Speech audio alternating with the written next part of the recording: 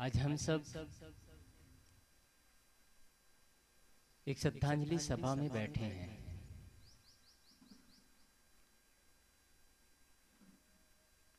श्रद्धांजलि, जहां सब कुछ समर्पित कर दिया जाए उसे ही श्रद्धांजलि कहते हैं।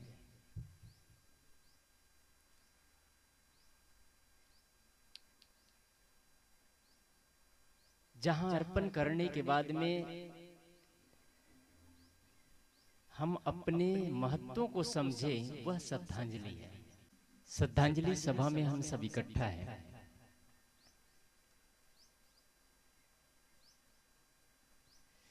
जब आदमी इस दुनिया से जाता है तो आदमी के साथ में क्या जाता है? आज पूरे परिवार में सभी के सभी इकट्ठा हुए हैं, जितने रिश्ते नाते हैं। साथ में आदरणीय श्री पूरन लाल जी के साथ में क्या गया और उनके साथ क्या गया और हमारे साथ में क्या जाएगा। उनका पूरा परिवार है, उनकी धन संपत्ति, उनके ऐश्वर्य सब कुछ यहीं रह गया है। हमारे साथ क्या जाएगा? क्या हमारा शरीर छूटने के बाद हमारे साथ कुछ जाएगा? जब कोई इस दुनिया से जाता है तो उनके साथ जाता क्या है आखिर? लोग कहते हैं पापा चले गए, मम्मी चले गए, दादी चले गए, दादा चले गए। लोग आकर के देखते हैं तो यही है। वो तो सोया हुआ है, वही बाल, वही कपड़े, वही चाम, वही शरीर, वही खून, वही शरीर में मल मूत्र सब कुछ वही, कोई चीज नहीं बदला है। लेकिन गया तो क्या गया आखिर? हमारे साथ में जाता क्या है? हमारे साथ में हमारा शरीर भी नहीं जाता है। विडंबना तो ये है। एक फकीर एक धर्मशाला में गया, धर्मशाला में निवास किया। एक दिन 2 दिन रहा। जब दूसरे दिन धर्मशाला से निकलता है तो धर्मशाला के किराएदार है, जो मालिक है, होकर के आकर के कहता है मुझे किराया दो। वो फकीर कहते क्या किराया? तूने 2 दिन मेरे धर्मशाला में रहा, उसका किराया दे दो। कहे मेरे पास तो कुछ नहीं है, जितना मैं कपड़ा पहना हूं वही मेरा शरीर में लटका हुआ है, मेरे झोलियों में कुछ नहीं है, तुम जो लेना चाहते हो ले लो। वो मालिक समझा इसके पास कुछ है ही नहीं तो क्या लूं। वो चला जाता है फकीर। घर जाने के बाद उसकी पत्नी कहती है वो किराएदार गया कि रुका है? कहे रुक चला गया। किराया दिया कि नहीं? कहे किराया नहीं दिया। तुम कैसे मूर्ख हो, उनसे किराया नहीं लिए, जाओ किराया लेकर के आओ। वो दौड़ करके फिर से आता है उस फकीर के पास और फकीर को पूछता है तुमने किराया नहीं दिया, बिना किराया दिए तू जा नहीं सकता, तुमको किराया देना ही पड़ेगा। फकीर के पास में कुछ भी नहीं था। संयोग ऐसा था उनके झोलियों में एक सुई पड़ा हुआ था। उनका कपड़ा फट गया था, उसको तुरपाई करने के बाद उस सुई उनके झोली में पड़ा हुआ था। झोली से निकाला और सुई को दिया। कहे सुई को रख लो, मेरे पास और कुछ नहीं है। वो व्यक्ति कहते इस सुई को क्या करूंगा मैं? जब तुम्हारी मृत्यु हो जाएगी तो तुमको मैं स्वर्ग का दरवाजा खोलने के लिए वहां खड़ा रहूंगा। यदि तुम इस सुई को दिखा दोगे तो मैं तुम्हारे लिए स्वर्ग का दरवाजा खोल दूंगा, अन्यथा तुम्हारे लिए नरक का द्वार खुला हुआ है। वो आदमी को बड़ा आनंद आया। एक सुई से मुझे स्वर्ग के दरवाजे खुले मिलेंगे, मुझे स्वर्ग में जगह मिलेगा। वो आदमी आनंद से क्या पचना उछलता हुआ घर चला गया। घर जाने के बाद उनकी पत्नी कहती है क्या उसने किराया दिया? वो बोलता है मुझे स्वर्ग का टिकट मिल गया है। कैसे?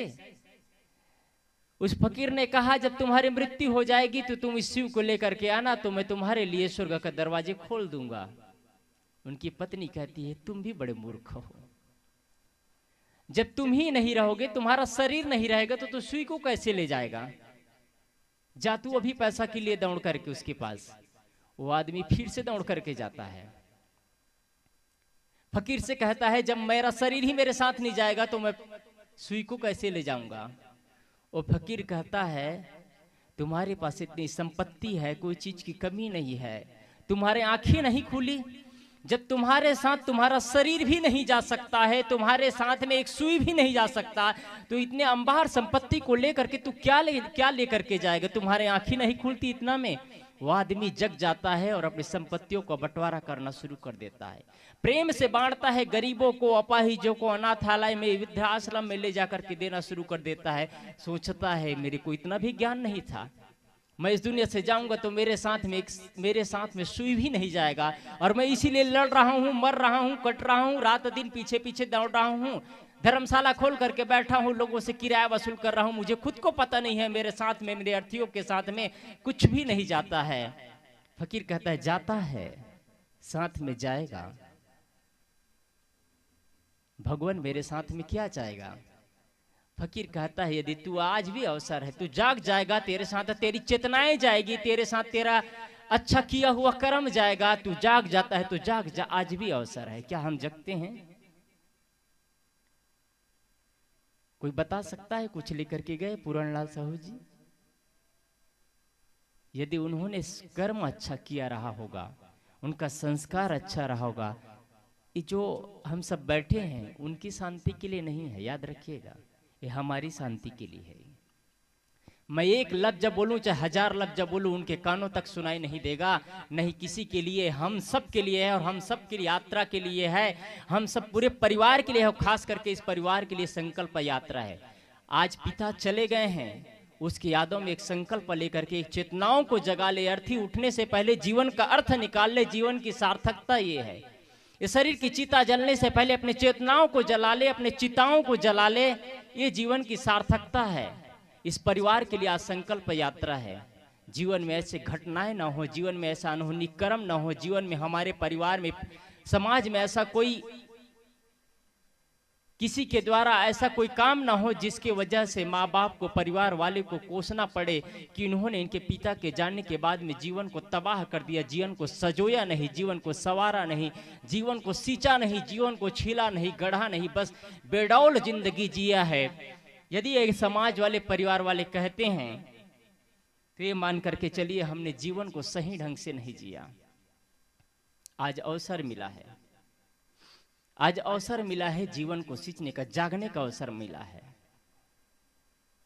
सदगुरु कबीर साहब कहते हैं मुआ है मर जाओगे, ये संसार के लोग मर गए, मरी जाओगे, तुम भी मर जाओगे।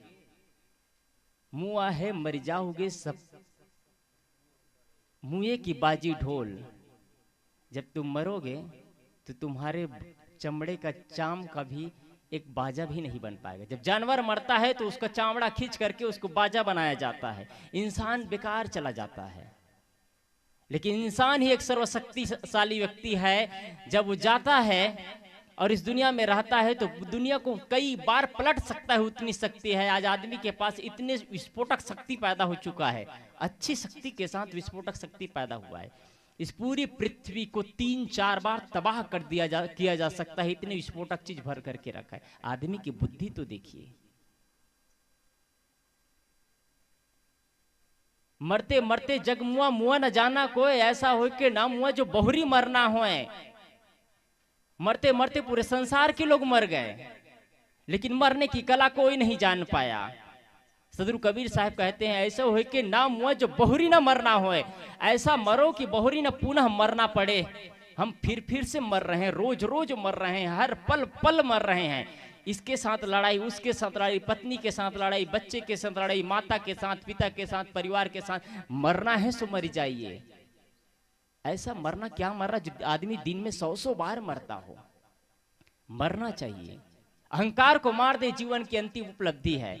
हम रोज मर रहे हैं, अहंकार का प्याला विष पी करके गड़गड़ा रहे हैं, जो हमको रोज मौत के घाट उतार रहा है। और हम हर पल पल पल सोचते हैं काश मर जाता, काश मर जाता, काश मर जाता। कितने बार न जाने हमने गलत कदम उठाने के लिए सोचा होगा। ऐसे परिवार मुझे नहीं चाहिए, ऐसे समाज मुझे नहीं चाहिए जिसमें मैं पल पल मर रहा हूं और हम अपने को मृत्यु के करीब ले जा रहे हैं। सारे लोग मृत्यु के करीब ले जा रहे हैं। हमारे भारत की आबादी अभी 150 करोड़ हो रही है। कोई बिरला बादशाह होगा जो अमृत तत्व को प्राप्त करता है, बाकी तो सब मर रहे हैं और सब मृत्यु की तैयारी कर रहे हैं, सब मर रहे हैं। कोई बिरला बिरला होगा, मरता कौन है और जीता कौन है? इस मृत्यु से विजय प्राप्त किया जा सकता है कि नहीं किया जा सकता है? जरूर इस मृत्यु से विजय प्राप्त किया जा सकता है। अमरता को प्राप्त किया जा, अमरता कैसे प्राप्त होती है, अमरता कैसे मिलता है? अमर तत्व को कौन पा सकता है? किस शक्ति में ताकत है अमर तत्व को पा सके? वह कौन सी दवा है मोक्ष प्राप्त कर लेना। मृत्यु क्या है और मोक्ष क्या है? मृत्यु उसे कहते हैं श्वास बाकी, श्वास खत्म और इच्छा बाकी, ये मृत्यु है। श्वास हमारी अभी खत्म होने वाली है, जैसे जर्जरता की स्थिति आ गई है। 70 साल, 80 साल, 90 साल शरीर जर्जर हो चुका है, शरीर शिथिल हो चुका है, शरीर में जोश नहीं है, शरीर में एनर्जी नहीं है, शरीर में ताकतें नहीं है, मन में उफान शैतान है, मन क्रोध में, काम में, लोभ में, राग में, द्वेष में, ईर्ष्या में, जलन में पड़ा है। मन नाना प्रकार के विषयों में भटक रहा है। मन में ना जाने कितनी वासनाएं भरी है, मन में ना जाने कितनी इच्छाएं भरी है, और श्वास खत्म हो गई। इसे मृत्यु कहते हैं। इन भाषाओं को पलट दो तो मोक्ष मिल जाता है। अर्थ करने में 80 सेकंड नहीं लगेगा, लेकिन जीवन जीने में 80 साल कम पड़ जाएगा। इच्छा खत्म, श्वास बाकी, अमृत, ये मोक्ष है। हमारी इच्छाएं खत्म हो गई। अवस्था कितनी है इसका महत्वपूर्ण नहीं है। कोई आदमी 10 साल में जग जाता है, कोई आदमी 80 साल में भी नहीं जग पाता है, कोई आदमी 5 साल में ज्ञान और वैराग्य की त्रिवेणी में डुबकी लगाना शुरू कर देता है। वो पल पल आनंद की दिशा में जीता है। वो न किसी से राग करता है, न किसी से द्वेष करता है, न किसी से चाहना रखता है, न किसी से वासना रखता है। जो जहां मिल जाए, जैसी स्थिति में मिल जाए, सबको स्वीकार करता है। घर में, परिवार में, समाज में कहीं भी जाता है, कोई वासना नहीं, कोई चाहना नहीं, कोई तमन्ना नहीं, कोई इच्छा नहीं। शरीर में श्वासें चल रही है, लेकिन जीवन में कोई इच्छा ही नहीं है। सहज जीवन जीता है, और जो आदमी उसके साथ जाता है वो भी आनंद से जीता है। क्या आदमी के पास बादशाहत है? जब देखो उसके चेहरे पे मुस्कान, जब देखो एक दूसरे के लिए प्रशंसा। न कभी माता के लिए, न पिता के लिए, न पत्नी के लिए, न बच्चे के लिए, न समाज के लिए, किसी के लिए शिकायत नहीं है। जब देखो तब मुस्कुराता रहता है, जब देखो तब आनंद से फिरता रहता है। उनके जीवन में क्या बादशाहत है? जो उनके साथ पल भर रहता है वो कहते हैं आदमी क्या जिंदगी है इनकी, क्या ऐसी जिंदगी है हमारी। हम जिंदगी को मौत के करीब खींच रहे हैं। ये छोटी सी, नन्ही सी, प्यारी सी, मुन्नी सी जिंदगी मिली है, इसको जीवन को संवारना चाहिए, उसके जीवन को और बेडाल बनाते चले जा रहे हैं। अच्छा विचार मिला है, विचारों को जानते हैं कि ये कर्म है, ये सीधा कर्म है, एक टेढ़ा कर्म है, यहाँ चलने से अच्छा होगा, यहाँ चलने से गलत होगा, ये करना अच्छा है, वो करना बुरा है, सारे चीज जानते हैं। लेकिन जानत है, परमानत नहीं। हम सब जानते हैं।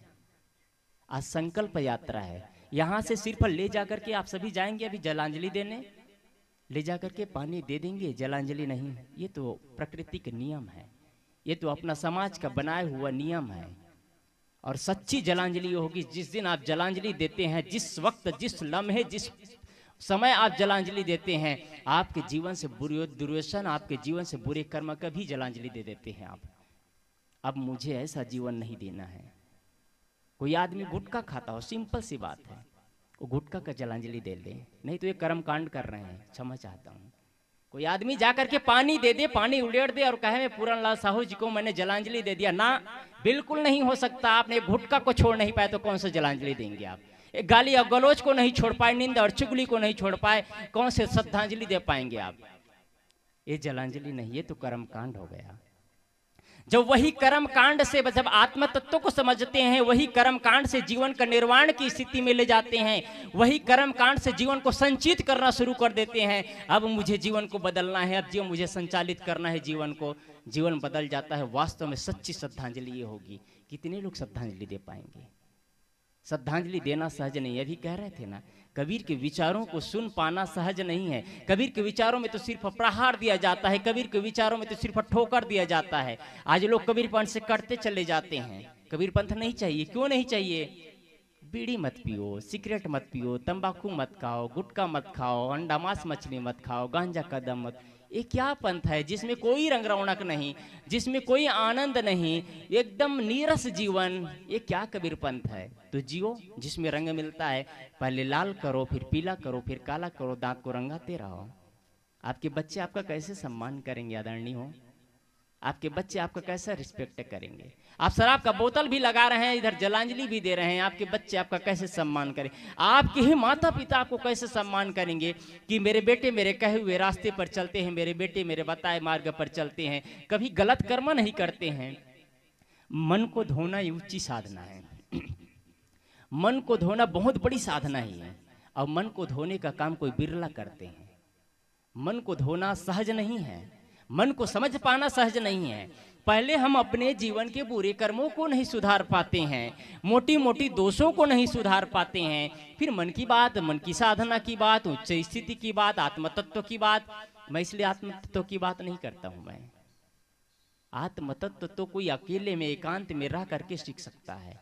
आत्म तत्व की परिभाषाएं तो सब जानते हैं, मेरे से ज्यादा आप सब जानते हैं, इतना जानता हूं मैं। जितनी मैं आत्म तत्व की परिभाषा बताऊं, शायद उससे कहीं ज्यादा आपको पता है आत्म तत्व क्या चीज है। ये शरीर चला जाता है, शरीर अजर है, अमर है, अखंड है, शरीर टूटता नहीं, शरीर टूटता है, आत्माएं नहीं टूटती है, आत्माएं विखंडित नहीं होती है। ये सारे परिभाषा आपके पास है, लेकिन हमारे पास ज्ञान है और आचरण नहीं, तो बिना ज्ञान, बिना आचरण के ज्ञान किस काम का है? इसलिए आत्मीय बंधु, जलांजलि देना, श्रद्धांजलि अर्पित करना सहज नहीं है। आज इस परिवार के लिए, आज इस पूरे समाज के लिए, और जो अपने जीवन में आदर्श उपस्थित करना चाहता है, जो आदमी अपने जीवन को सही दिशा में ले जाना चाहता है, जब आपके बच्चे आपका चरण स्पर्श करे, आपके परिवार वालों के सामने जब आप मुस्कुराए, आप सबसे गले मिले, तो आपसे मिल करके आनंद आए, आपके चेहरों में कोई रंगावट ना हो, आपके दांतों में कोई रंगावट ना हो, सिर्फ एक हल्की सी मुस्कान हो जिसमें सारे दुख हजम हो जाए। कितनी बड़ी समस्याएं आए जब एक दूसरे के चेहरे देखते हैं, एक चेहरे में दूसरे चेहरा जब देख करके मुस्कुराते हैं, तो बड़ी बड़ी समस्याओं को हजम करने की शक्तियां पैदा हो जाती है। और जब वही गाल फुलाए लोग बैठे रह जाते हैं, जब विस्मय दुख भरी कहानियों में एक दूसरे को देख करके और द्वेष बढ़ता चला जाता है, वहां डॉक्टर की दवाई काम नहीं आता, वहां बड़े बड़े हकीमों का दवाई काम नहीं आता है। आत्मीय बंधुओं, जब मौत आती है तो हमारे साथ में कुछ भी नहीं जाता है। हमारे साथ में, मैंने कहा, हमारे साथ में एक सुई भी नहीं जाता। शरीर हमारे अधीन में नहीं है। हम पूरी दुनिया को अपने वश में करना चाहते हैं।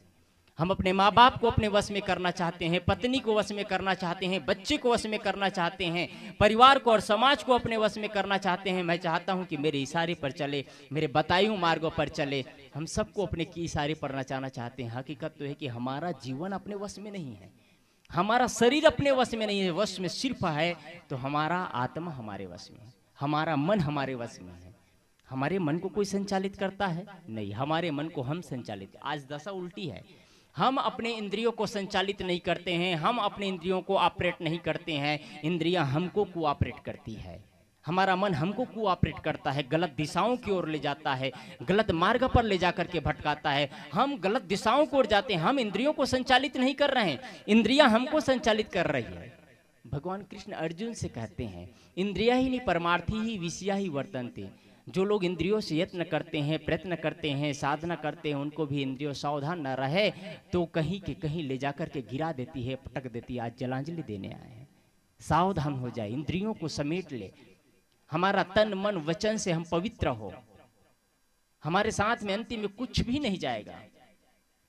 एक जगह एक जहुरी जंगल में बैठा हुआ था, जंगल में बैठा हुआ था एक जहुरी, उसके साथ में एक व्यक्ति बैठा था। तो कुछ देर बाद बड़ी भीड़ आई, गाड़ियों, कई गाड़ियां आई, ना जाने कितनी गाड़ियां, और जंगल साफ सुथरा जगह था। उसमें ऐसा ही पंडाल लगाया गया था और उसको पूरा रौनक किया गया था, सजाया गया था, पूरा डेकोरेशन, पूरा आधुनिक ढंग से उसको सजाया गया था। कुछ देर बाद गाड़ियां आती गई, अंतिम में एक गाड़ी आई। उस गाड़ियों में से एक चारपाई उतारा गया, उस चारपाई में एक व्यक्ति सवार था, उस पे लेटा हुआ था। चार आदमी ने कंधे देकर के उसको उठाया और एक जगह समाधि के रूप में बनाया गया था, उसमें उसको रख दिया गया। रखने के बाद जहुरी के साथ में व्यक्ति बैठा था, वो कहते, जहुरी से कह रहे हैं, ये क्या हो रहा है महाजन, आप बता सकते हैं?